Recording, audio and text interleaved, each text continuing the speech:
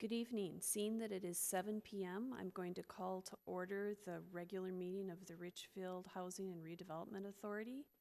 Please note the attendance. The first item on our agenda is approval of the minutes of the regular HRA meeting of June 15th, 2015. So moved. Second. It's been moved and seconded. Is there any discussion or corrections? Then all in favor, please say aye. Aye. All opposed?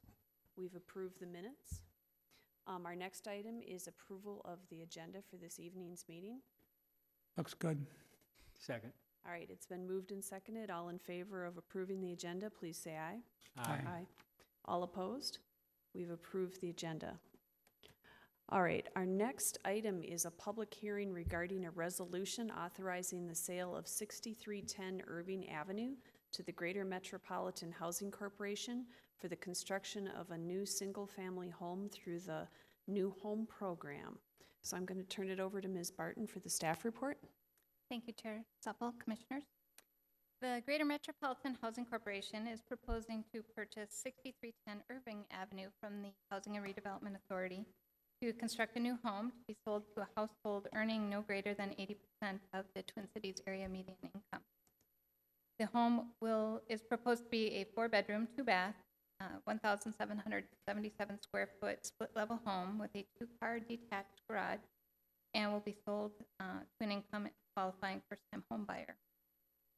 Federal community development block grant funds were used to purchase this property, and therefore it is required that the subsequent home built on this property be sold to a household earning 80% or less of the area median income. In order to ensure affordability and long-term affordability, the Greater Metropolitan Housing Corporation is proposing to pay the HRA $1 for the lot, and then will subsequently sell the house when it is constructed to Homes Within Reach, which is the land trust, to ensure the long-term affordability of the property. A neighborhood meeting was held on June 22nd.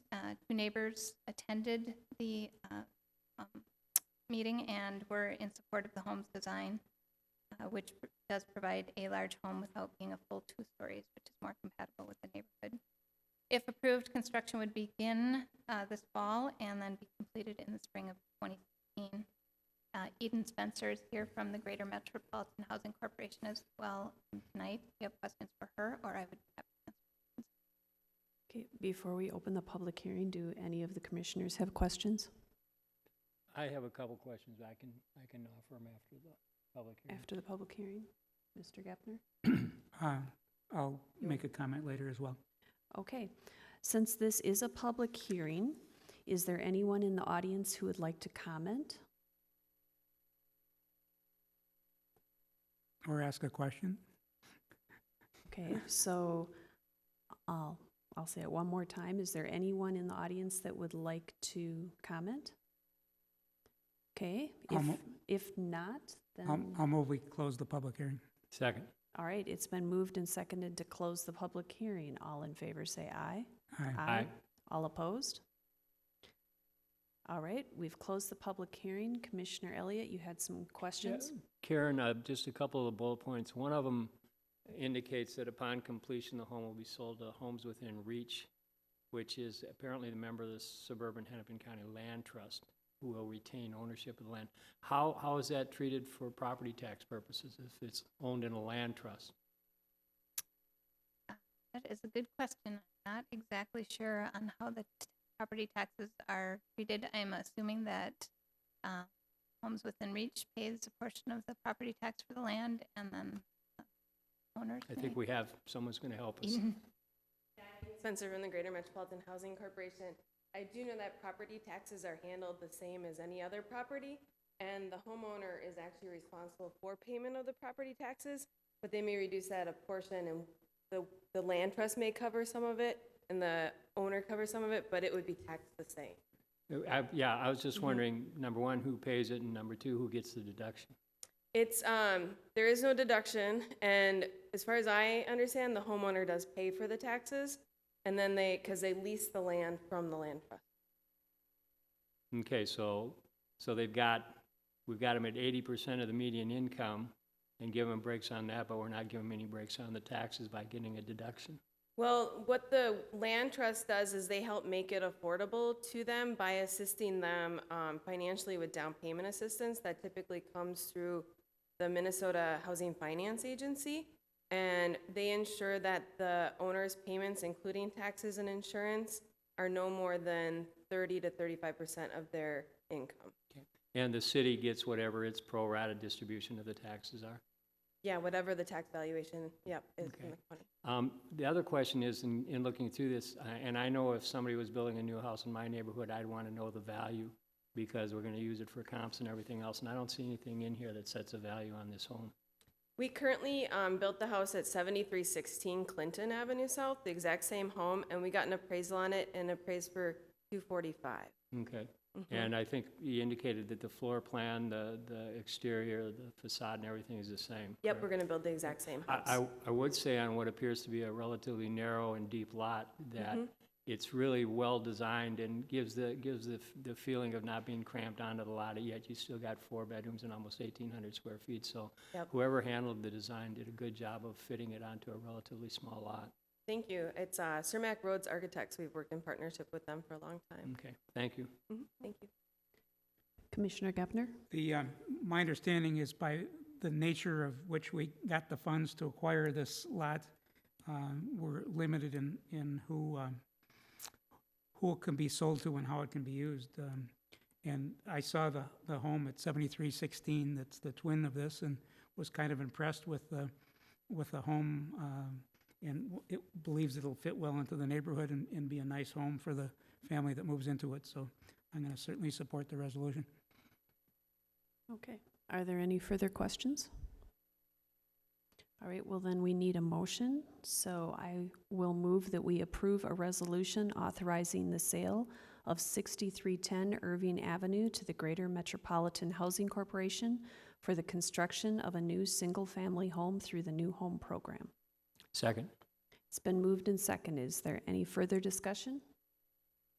Hearing none, we'll take the vote. All in favor say aye. Aye. Aye. All opposed? Okay, we've passed the resolution, or the motion, rather. Okay, moving on to agenda item number 4. This is to accept, the motion would be to accept the preliminary proposal of the preferred development team, Boyclair Corporation, for the Cedar Point housing area redevelopment. Ms. Barton? Thank you, Chair Supple, Commissioners. Yes, in 2004, the Cedar Point housing area was designated by the City Council as a redevelopment project area, included within the larger Cedar Corridor redevelopment. The Cedar Point housing area, which is bounded by 63rd Street to the north, 65th Street to the south, 16th Avenue to the west, and Richfield Parkway to the east, is guided in the City of Richfield 2008 Comprehensive Plan for High-Density Multifamily Housing, calling for a minimum of 24 units per acre. The zoning of this area was changed to reflect that in 2010. Over the past several months, a number of developers have approached the city offering development proposals for this area. The developers were invited to present their proposals to the City Council and the HRA at a work session back on April 14th. Given the large number of proposals, the city and HRA directed staff to gather additional information from the developers and subsequently held a second work session on May 12th, further discuss the proposals. And then on May 26th, a special meeting of the City Council and HRA was held to rank the preliminary development proposals. Staff subsequently tallied the rankings and conducted project reference verifications on the top 2 development teams. A memo was distributed to both the City Council and the HRA on June 4th that summarized the rankings and reference information. The 3 proposals that ranked highest are as follows: Boyclair Corporation, Anderson Companies, and Christy Olson and Gary Cushing. All references that were received for the top candidates were very positive and reflective of development teams that have the ability and integrity to complete the development project. At the June 23rd City Council meeting, the City Council did unanimously accept the preliminary proposal of Boyclair Corporation and directed staff to begin drafting a development agreement with Boyclair for the development of Cedar Point housing area. Upon acceptance of their preliminary development proposal, the developer will, has indicated they will commence a comprehensive public input undertaking to refine their proposal so that it incorporates the community needs and desires to the fullest extent possible. This evening, Lori Boyclair is here from Boyclair Corporation, and she's able to answer any questions that you may have. I'm happy to answer questions as well. All right, are there any questions? I have a question. All right, Commissioner Gepner? Karen, or maybe the representative, has anything been done since the proposal was first made and since they were since selected? Yes, I'll have Lori speak to this as well, but they have done a little bit of refinement on the initial plan that they submitted. We've also begun drafting a preliminary development agreement and have a couple other meetings set up to discuss stormwater and other issues. Yeah, good evening. I'm Lori Boyclair from the Boyclair Corporation. We have met with staff. We've also met with Public Works. We have ordered up third parties, so surveys, environmental, and we are, after this meeting concludes, we're going to be scheduling a neighborhood meeting at, I believe it's Mount Calvary, which is right down by, at Mount Calvary. We have provided to the city as well a tentative development schedule, which would put us into the ground probably summer of next year with the completion in the late summer, early fall of 2017. And we have we have just tentatively started to do our due diligence on the existing homes that need to be purchased. If I may, I know that it indicates in here that if we accept the initial proposal this evening, that you'll be setting up and working with, like you said, over at Mount Calvary, the neighborhood groups. I'm just curious, I've seen it done various ways on how you set up your meetings with the neighborhood and what sort of input you're looking for that you can incorporate or work into your development for the purposes of kind of make sure you fit into the neighborhood that you're moving into. Yeah, it's an open forum. The initial meeting is basically getting the characteristics of your neighbors and the demographics, so you can start modeling what exactly your demographic market is going to be, even though we have a good indication, and we've had market, who did the market research? Maxfield. Yeah, And Mary Stantec. Bugeaud, yeah, Maxfield did it. Even though we have that information, but it's just starting to mold what are the characteristics and really what do they want to view outside of their windows and in their homes. I think we've got kind of the traffic, and I know that's always a big one, but I think we've got a really good feel for where that needs to flow. So it's initially just getting a real global idea of what, the residents are looking for. And one other question, I know that in the literature, it indicates that, and I know that the townhomes were one of the really great selling points for your development because it provided the transition from the single family into the multifamily. And I think that it impressed everybody on the city council and really worked in your favor in asking you to work with us in regards to the development. But you indicate in the literature this evening that there's 9 townhome buildings with 31 townhomes. For life of me, I can only count 27, regardless if I count left to right or right to left. So Yes. is there another, and there's only 8 buildings, so I'm assuming there's a 9th building that's getting... There's a leg that is optional, depending upon, and it sits kind of at the corner of Richfield, and that would be The farthest 65th, north I corner? think. Is Yeah, it? in the Okay. north corner, depending upon traffic. Okay. And those are yet still to be defined too. I know that the architect had mentioned at the city council meeting that they were backloaded. Currently, they're not backloaded. We also are looking at eliminating the interior unit, so that count will fluctuate yet. But we just are now entering the design development stage.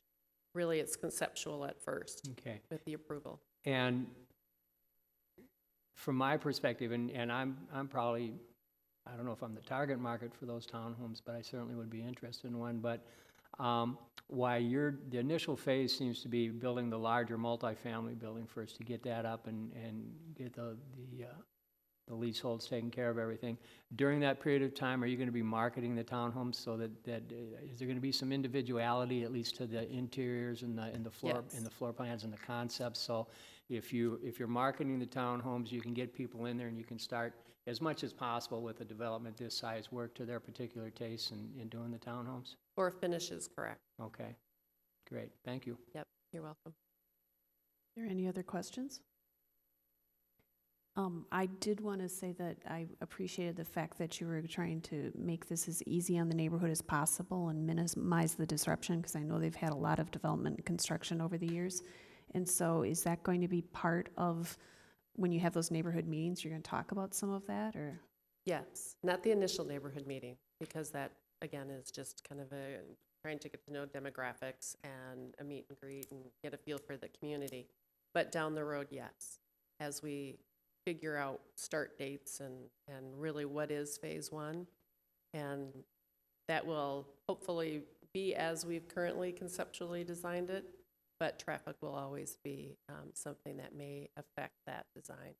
So down the road, yes, we will be talking with the community and the residents. Okay. Are we ready to? I have a couple questions Okay. for staff. Okay, Commissioner Gepner?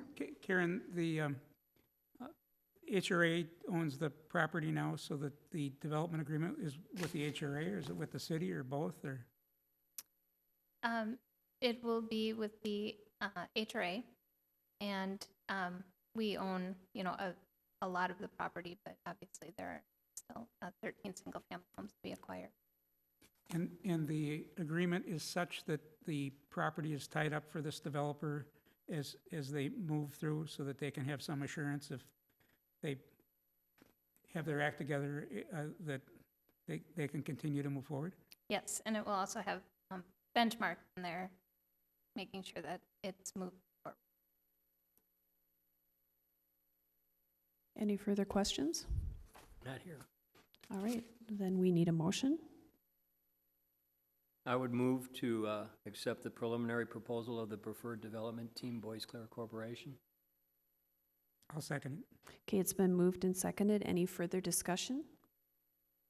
All in favor say aye. All opposed? Okay, then we have accepted the preliminary proposal of the preferred development team, Boy Clare Corporation, for the Cedar Point housing area redevelopment. Thank you for coming. Yes, thank you.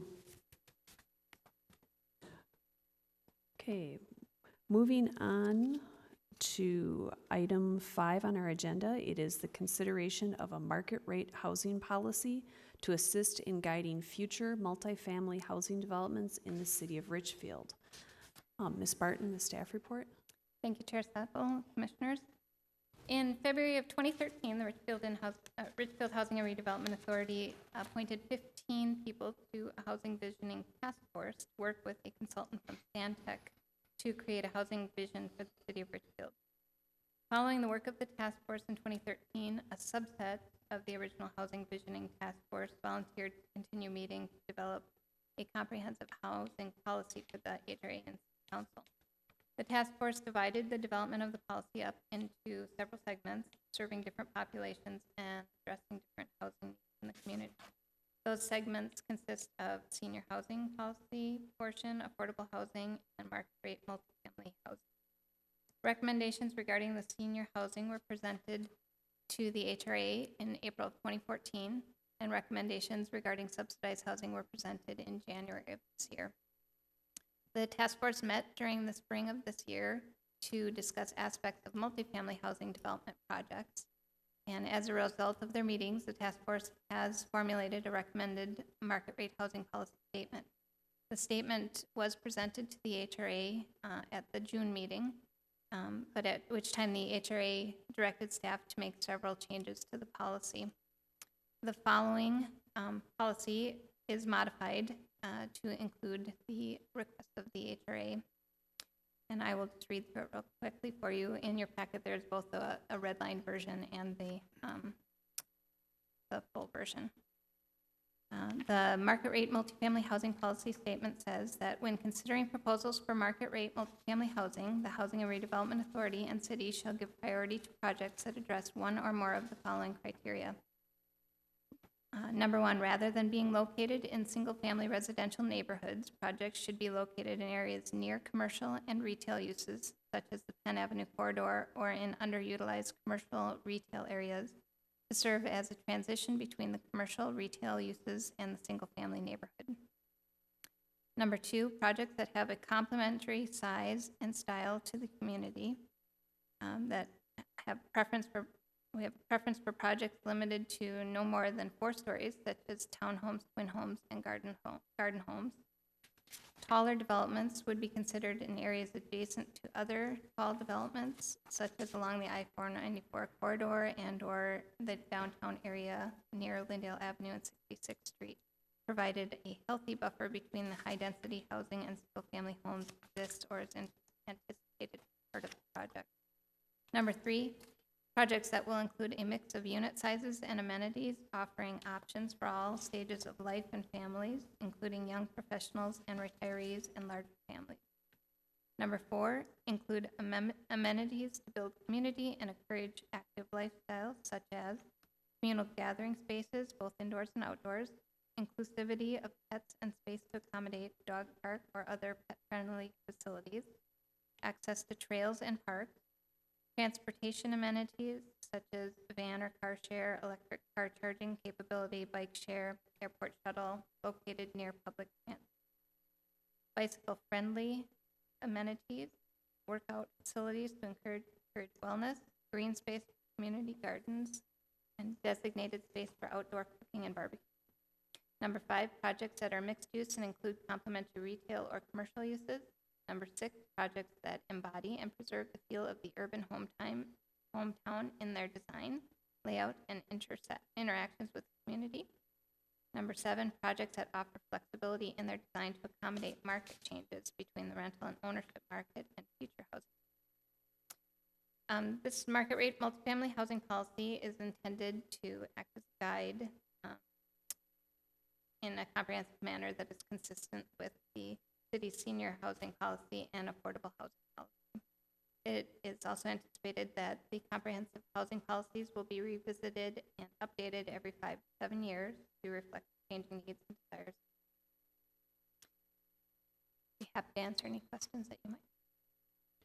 Do we have any questions, Commissioner Elliott? Yeah, I'm wondering, Karen, how, and the policy statement itself is thorough and has been through a lot of vetting and does a good job of stating at least what's come out of the committees and what the policy guidelines that we want to see are. How are we going to reconcile the paragraph number 2 that talks about complementary size and style to the community? It specifically references a bullet point preference for projects limited to no more than 4 stories, and then talks about taller developments to be considered in areas adjacent to other tall developments, i.e. 494 corridor, Lyndale Avenue and 66th Street, provided a healthy buffer between the high-density housing and the single-family homes exists or is anticipated as part of the project. When we're contemplating Lyndale Gardens coming in and wanting to put 6 stories right next to single-family houses right or adjacent to the shores of Richfield Lake, how do we reconcile what we know they're going to come in with and what we're just now trying to state as our policy? I think there's a couple things that we look at here. One, this policy is meant to be a guide. It's not meant that every aspect of it has to be enforced as part of any proposed development. It's just saying when we're looking at a development, these are the things that we want to take into consideration to the greatest extent possible or feasible. And I think also with Lyndale Gardens, that project has already been approved. And this policy is coming in after the fact, and this policy, part of this is probably in, direct response to some of the things that have come up that have been concerns to people. Approved may be a misnomer. I mean, we looked at a development that had 140, 142 units and 10 townhouses, and I've been told that that's no longer the development. So I'm not sure what we approved, if anything, right now. I know the city council hasn't seen anything that calls for no townhouses. I know that staff, and it's been vetted through staff, but as far as I know, nothing's been presented to the HRA or the city council that changes what that plan was 2 years ago. That's what I'm saying. I've been told, I haven't even seen the drawing of what they're proposing to put in now. I know that there's no townhomes to it. I know that it's got many more units than we had. So that, and I don't want to debate Lindale Gardens. I'm just saying we're going to pass a policy, but then maybe what we need to do is put a caveat on it that it's a policy and it's subject to consideration of deviation. Because the first thing we're going to pass after we put this policy in place is, I'm presuming, Lindale Gardens. And I'm just asking, aren't we? When I first came on the city council, and it's not a bad cautionary thing to warn about setting a precedent. And we're setting one right out of the gate immediately after we set a policy, and it seems to me that pretty much defeats any staying power of the policy itself.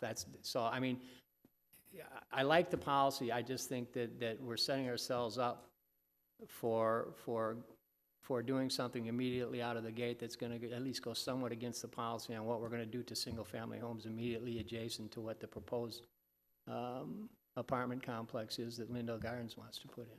So it's more a statement of concern than an objection to passing the policy. And, well, one other thing, I happened to notice this when I was reading it too, is that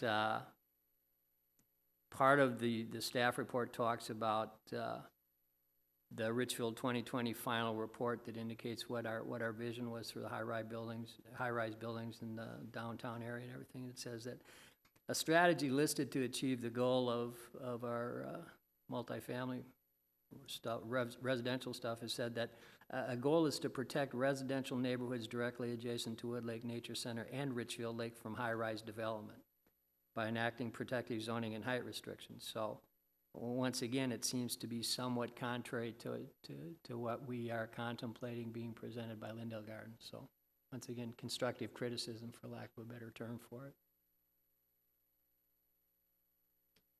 Commissioner Gepner, do you have any comments? Karen, the underline red after 7, I don't know whether it's 7 or 8, that statement, does that create any limitations that we should be aware or concerned about?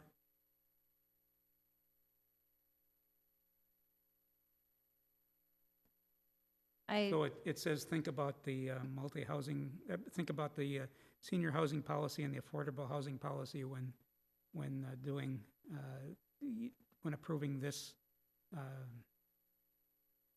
housing policy in general, multifamily policy. So does that create some limitations that I can't think of and maybe not aware of that you probably know? I don't believe it creates any kind of limitations. It's just a statement saying that all these policies are meant to act in concert with one another because they do have overlap. Oftentimes the senior housing projects are multifamily. I think one thing, Dave, may well be that, at least, and I'm not sure that I can think of one that relates to the senior housing policy, but on the affordable housing policy and how that relates with the multifamilies, I think for the most part we have kind of an operating guideline, for lack of a better term, of doing 80-20 if at all possible. So incorporating 20% affordable into multi-housing development. So that's how I think they'd be talking about, be aware of what one housing policy is looking to accomplish when you're looking at another. Exactly. I would also like to add, I was thinking it was good because I had a concern about geographic dispersal of affordable housing and senior housing, and that to make sure we're consistent. So as long as we're consistent, there shouldn't be a concentration of any one type of housing, which is what our broad vision statement says. So this kind of reminds us that we have to look at everything. But Karen, does that go contrary to what the lenders are willing to finance, in that Lindale Gardens had a problem with their initial plan because it had an affordable unit? and then they couldn't find a lender, so then they had to give up that in order to continue to try to pursue the project. I think every, project is unique. There are projects where they're able to, finance the project with the affordability component, especially when we're giving, tax increment to the project that requires that. But other times they are going to run into an issue with it. But again, these policies are, policies. They're guides. They're not meant to be codes or ordinances that have to be strictly enforced. They're just general. When it's feasible, we'd like to see no more than 20% affordable included in every project. But when a developer looks at this, and they have a project that might not meet all those things, are they likely to go elsewhere? I don't think so. If they're, interested in, they'll come talk to staff and they'll get a feel for, is this, is this a deal breaker? Do we have to include this or not? Or can we present our plan and ask the HRA and council to review it on its other merits?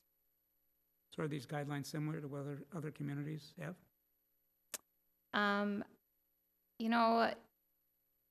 They are similar to several communities. They are very unique to Richfield. Our task force worked hard to come up with these, just unique to what our needs and concerns are here. But similar in that other communities do have housing policies as well. Are there any further questions or comments? Yeah. All right, so at this time, we could take action. Sure, I'll move the guidelines. Second.